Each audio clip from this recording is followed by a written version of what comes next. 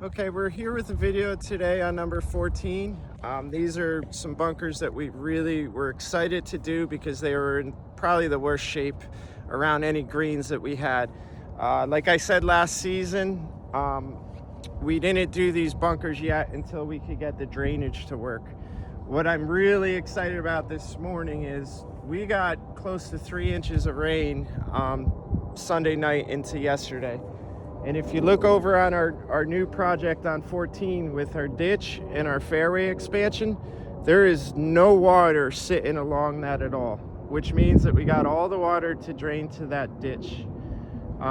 Before, like I said, the mounds were holding up the water. And if we didn't do this project, I normally would walk out after even an inch of rain and see puddles of water along the right side on the fairway.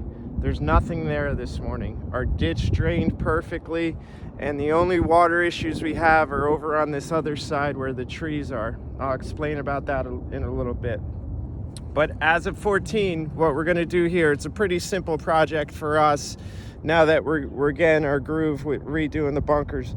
We're gonna bring the fairway closer like we have been. So you can see we already sodded this. So the fairway is gonna go into the bunker like our other ones.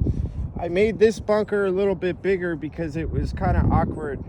In the middle, it was very narrow, so I widened it a little bit. Again, with Tillinghouse bunkers, his bunker complexes, or his bunkering, are pretty simple. He doesn't do a lot of curves and stuff. So this one was a little bit off, so I fixed that. We got a little bit of washout there from all that rain, but that's expected. We'll fix that pretty quickly. What we did notice about this bunker is, you know, when you're doing bunkers that are older and we start diving into them, we can tell which bunker gets used more and which one doesn't. And we could tell where most of the golfers hit out of. That whole left side over there, nobody has hit out of very much. So the sand builds up over the years and you have to take the sand out. So you can see right here on this right side, more people hit obviously right here, and we had to, this was built up a good foot or so, so we had to take all that sand out and cut back into the approach a little bit and smooth that out and then resod it.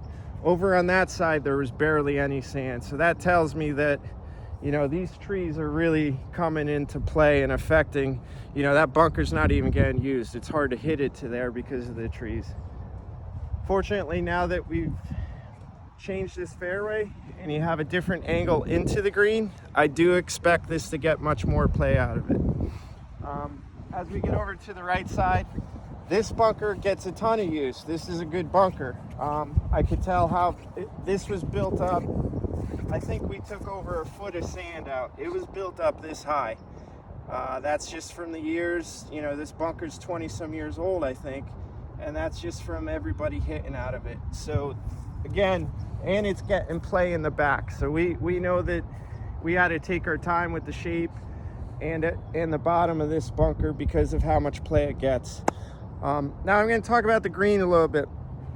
In the fall, when I was doing the project on 14, I mentioned to you guys that I didn't like this green because it's not a Tillinghouse green, and I just want to explain a little bit. So it really is an awesome green for a modern course.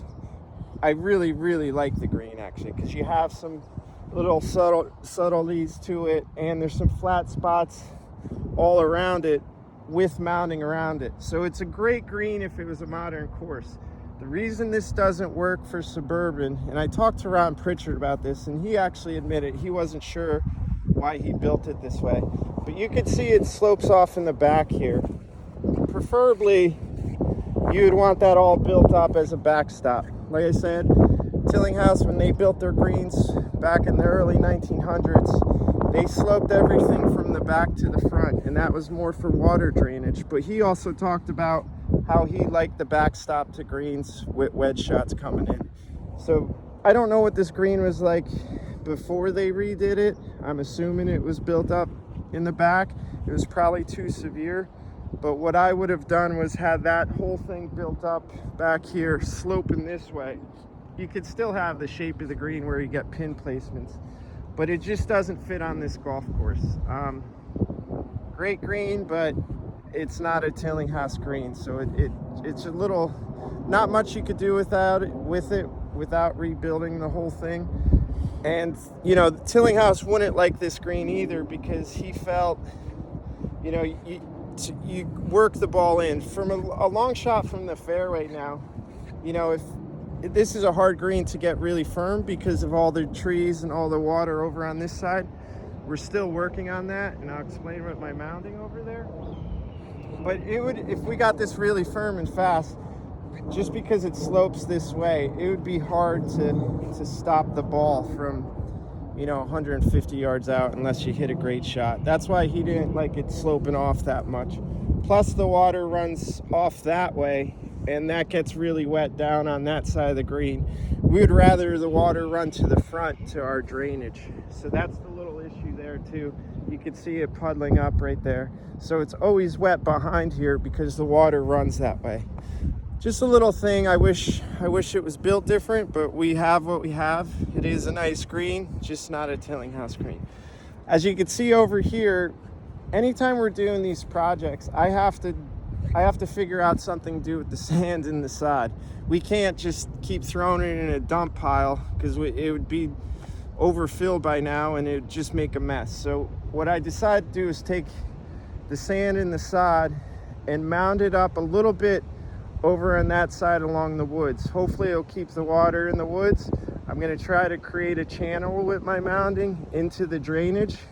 So hopefully at least this section where the machine is there now, I can dry that out so that water doesn't come this way. Again, it's all about water management, taking the water off the course.